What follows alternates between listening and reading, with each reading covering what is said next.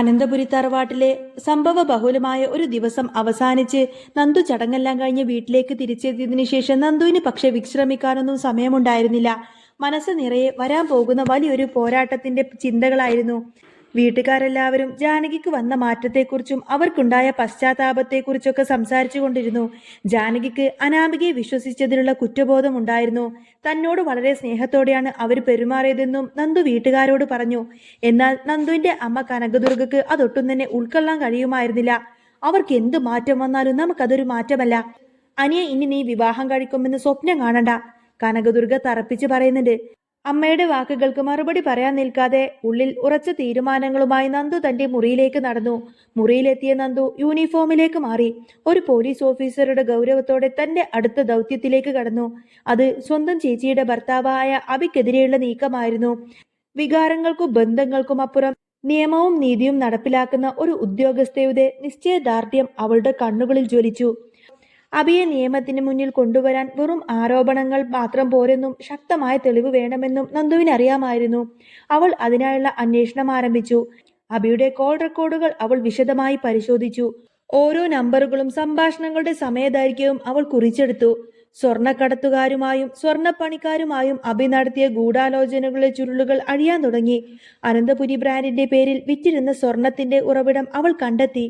വിശ്വസ്തരായ വിതരണക്കാരിൽ നിന്നും മോഷ്ടിച്ച സ്വർണമായിരുന്നു അബി വാങ്ങിയത്. അത് ഉരുക്കി പുതിയ സ്വർണമാക്കി അനന്തപുരിയുടെ പേരിൽ വിറ്റ് ലാഭം കൊയ്യുകയായിരുന്നു അവൻ. ഇതിനെല്ലാം കൂട്ടുനിന്ന സ്വർണ്ണപ്പണിക്കാരുടെയും ഇടനിലക്കാരുടെയും മൊഴികൾ നന്ദു ശേഖരിച്ചു. എന്നാൽ ഏറ്റവും വലിയ തെളിവ് അവൾക്ക് ലഭിച്ചത് ഓമനയുടെ സഹായത്തോടെയായിരുന്നു.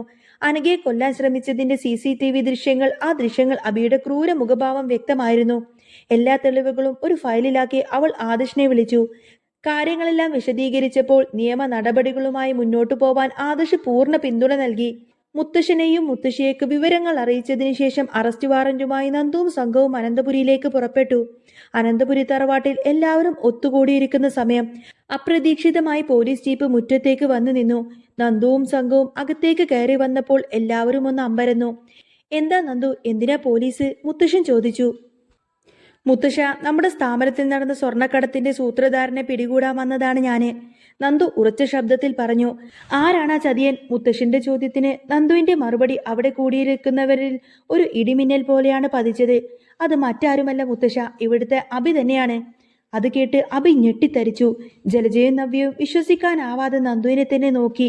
അബിയോ, നീ എന്തൊക്കെയാണ് ഈ പറയുന്നത്? മുത്തശ്ശൻ ചോദിച്ചു. നന്ദു തെളിവുകളെല്ലാം തന്നെ ഓരോന്നായി നിരത്തി. അതേ മുത്തശ്ശ, കുറെ കാലമായി നമ്മളെ വിശ്വസിപ്പിച്ച് അവൻ കള്ളത്തരം കാണിക്കുകയായിരുന്നു. മോഷണ സ്വർണമെല്ലാം തന്നെ ഉരുക്കി വിറ്റ് അവൻ പണമുണ്ടാക്കി. അതിന്റെ വ്യക്തമായിട്ടുള്ള തെളിവുകളും ഫോൺ റെക്കോർഡിങ്സ് എല്ലാം തന്നെ എന്റെ കയ്യിലുണ്ട്. അതുമാത്രമല്ല, അനഘയെ കൊല്ലാൻ ശ്രമിച്ചതിന്റെ CCTV ദൃശ്യങ്ങളുമുണ്ട്. നന്ദുവിന്റെ വാക്കുകൾ കേട്ട് മുത്തശ്ശൻ ആകെ തകർന്നുപോയി. സ്വന്തം കൊച്ചുമോൻ ഇത്രയും വലിയൊരു ചതിയനാണെന്ന് വിശ്വസിക്കാൻ അദ്ദേഹത്തിന് പ്രയാസമായിരുന്നു. എന്നാൽ നന്ദു എന്ന പോലീസ് ഓഫീസറുടെ സത്യസന്ധതയിൽ അദ്ദേഹത്തിന് വിശ്വാസമുണ്ടായിരുന്നു. ഇനിയും ഇവനെ പുറത്തുവിട്ടാൽ അത് ചന്തുമോളുടെയും അനഘയുടെയും ജീവൻ ആപത്താണ്.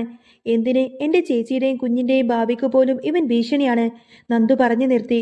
സത്യം മനസ്സിലാക്കിയ മുത്തശ്ശൻ മറുത്തൊന്നും പറഞ്ഞില്ല. നീ നിന്റെ കൃത്യം നിർവഹിച്ചോളൂ നന്ദു, അദ്ദേഹം അനുമതി നൽകി. എന്നാൽ നവ്യക്ക് അത് സഹിക്കാനായില്ല. അവൾ നന്ദുവിന് മുന്നിൽ തടസ്സം നിന്നു. ഇല്ല, എന്റെ അബി ഒരിക്കലും ഇങ്ങനൊരു തെറ്റും ചെയ്തിട്ടില്ല. നീ ആരോ പറഞ്ഞു കൊടുത്തത് കേട്ട് ഇങ്ങനെ വിശ്വസിക്കുകയാണ്. അവനെ അറസ്റ്റ് ചെയ്യാൻ ഞാൻ സമ്മതിക്കില്ല, നവ്യ കരഞ്ഞു വിളിച്ചുകൊണ്ട് പറഞ്ഞു. ചേച്ചി, ഞാൻ അങ്ങനെ കേട്ടുകേൾവി വെച്ച് തീരുമാനമെടുക്കുന്ന ആളൊന്നുമല്ല. കൃത്യമായിട്ടുള്ള തെളിവിന്റെ അടിസ്ഥാനത്തിൽ തന്നെയാണ് ഞാൻ ഈ അറസ്റ്റ് ചെയ്യുന്നത്. നന്ദു നവ്യയെ മാറ്റാൻ ശ്രമിച്ചു.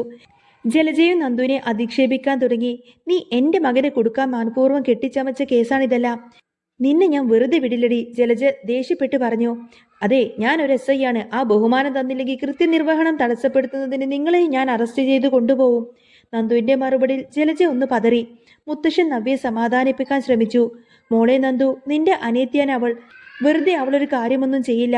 നീ വഴിമാറി കൊടുക്ക്. പക്ഷേ നവ്യ അതൊന്നും തന്നെ കേൾക്കാൻ കൂട്ടാക്കിയില്ല.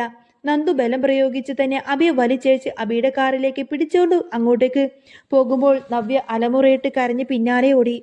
മോളെ നന്ദു, നീ ഒരിക്കലും ഇത് ചെയ്യരുത്. അവൻ നിന്റെ ഏട്ടനല്ലേ? എന്റെ ജീവിതമാണ്, നീ ഇങ്ങനെയൊന്നും ചെയ്യരുത്. എന്റെ ജീവിതം നീ ഇല്ലാതാക്കരുത്.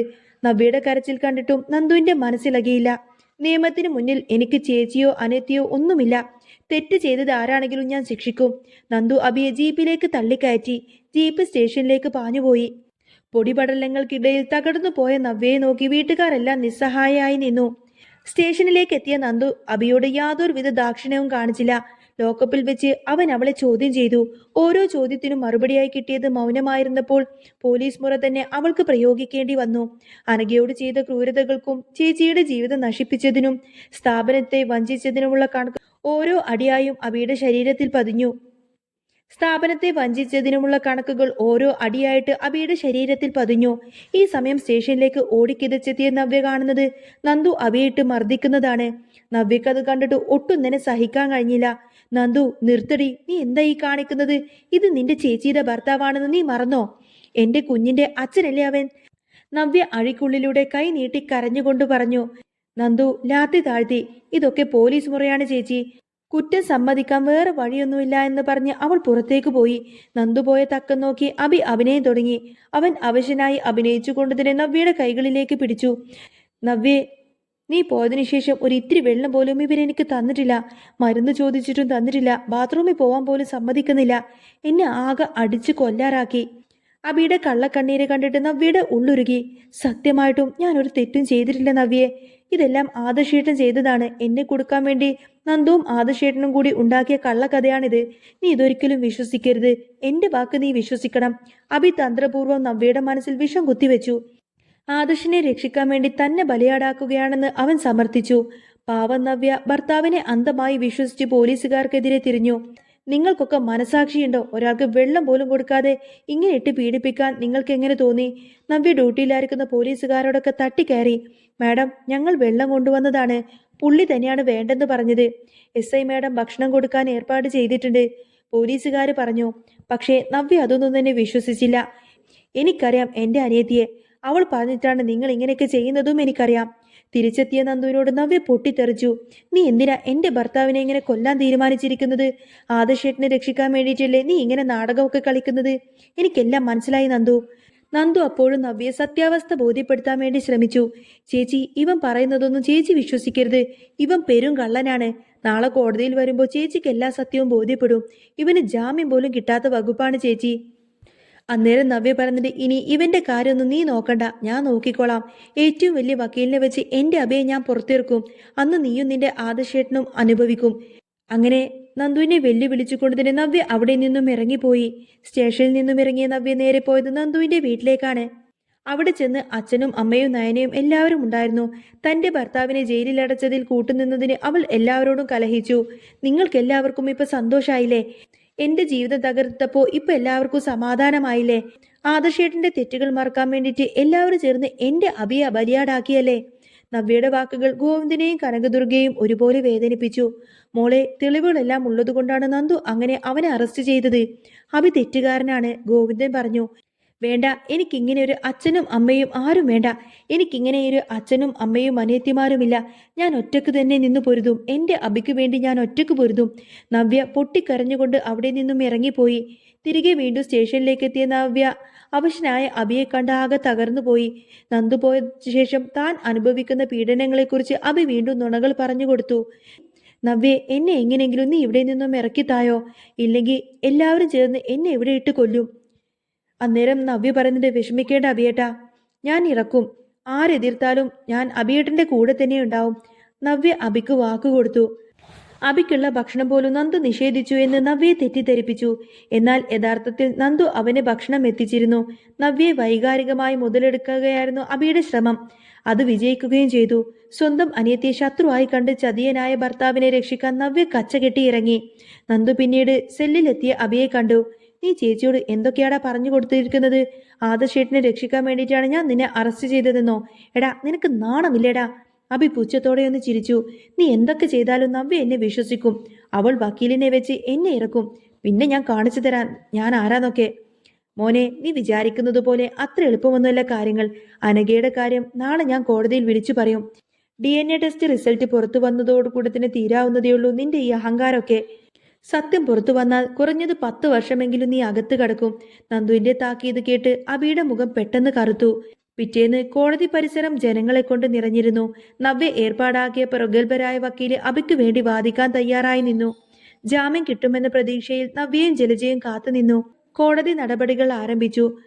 സ്വർണ്ണക്കടത്ത് കേസിനെതിരെ അബിക്കെതിരെ തെളിവുകളൊന്നുമില്ലെന്നും ഇതെല്ലാം കെട്ടിച്ചമച്ച കേസാണെന്നും നവ്യയുടെ വക്കീൽ വാദിച്ചു. കേസ് നവ്യക്ക് അനുകൂലമായി മാറുമെന്ന് തോന്നിച്ച നിമിഷം അപ്പോഴാണ് നന്ദുവിന്റെ വക ആ ട്വിസ്റ്റ് സംഭവിച്ചത്.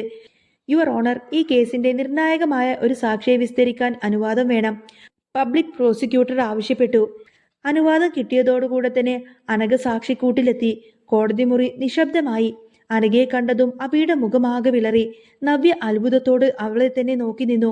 അനഘ പൊട്ടിക്കരഞ്ഞുകൊണ്ട് തന്നെ സത്യങ്ങളെല്ലാം തന്നെ ഓരോന്നോരോന്നായി വിളിച്ചു പറഞ്ഞു. ഈ നിൽക്കുന്ന അബി, ഇവൻ എന്നെ ചതിച്ചതാണ്. വിവാഹ വാഗ്ദാനം നൽകി എന്നെ പീഡിപ്പിച്ചു.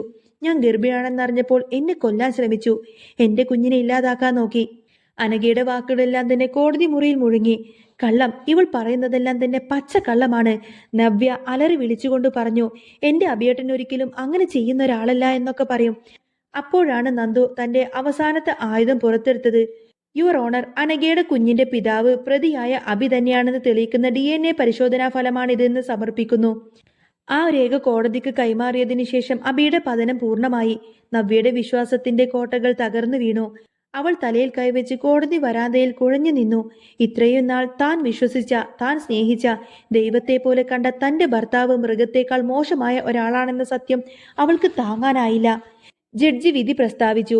സ്വർണ്ണക്കടത്ത്, വഞ്ചന, കൊലപാതക ശ്രമം, സ്ത്രീ പീഡനം തുടങ്ങി പ്രതിക്കെതിരെ ചുമത്തപ്പെട്ട കുറ്റങ്ങൾ സംശയത്തിനിടമില്ലാത്ത വിധം തെളിയിക്കപ്പെട്ടിരിക്കുന്നു. പ്രതി അബിക്ക് 10 വർഷത്തെ കഠിന തടവും പിഴയും ശിക്ഷയും വിധിക്കുന്നു. അബിയെ പോലീസുകാരെ വിലങ്ങ് വെച്ച് കൊണ്ടുപോകുമ്പോൾ അവൻ തല കുനിച്ച് നടന്നു.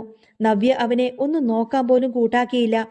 കോടതിക്ക് പുറത്ത് തകർന്നു പോയ നവ്യയെ മുത്തശ്ശനും നന്ദുവും ചേർന്ന് ആശ്വസിപ്പിച്ചു. മോളെ, സത്യം മനസ്സിലാക്കാൻ വൈകിയതിന്റെ വേദന നിനക്കുണ്ടെന്നറിയാം. പക്ഷേ നീതി നടപ്പിലായി, മുത്തശ്ശൻ പറഞ്ഞു. നന്ദു ചേച്ചിയുടെ തോളിൽ കൈവച്ചു. നവ്യ നന്ദുവിനെ കെട്ടിപ്പിടിച്ച് പൊട്ടിക്കരഞ്ഞു. എന്നോട് ക്ഷമിക്കടി, നിന്നെ ഞാൻ എത്രമാത്രം വേദനിപ്പിച്ചു. എന്റെ കുടുംബത്തെ ഞാൻ തള്ളിപ്പറഞ്ഞല്ലോ. നവ്യയുടെ കുറ്റബോധം കണ്ണീരായി ഒഴുകി. ചതിയനായ ഭർത്താവിനെ ഉപേക്ഷിച്ച് സത്യത്തിന്റെയും ധർമ്മത്തിന്റെയും പാതയിലേക്ക് തിരികെ വരാൻ അവൾ തീരുമാനിച്ചു. നന്ദു എന്ന സഹോദരിയുടെയും പോലീസ് ഉദ്യോഗസ്ഥരുടെയും വിജയം കൂടിയായിരുന്നു അത്. കുടുംബ ബന്ധങ്ങളുടെയും വിശ്വാസവഞ്ചനയുടെയും ഒടുവിൽ സത്യത്തിന്റെയും വിജയത്തിന്റെയും കഥ അവിടെ ഒരു പുതിയ അധ്യായത്തിലേക്ക് കടക്കുകയായിരുന്നു.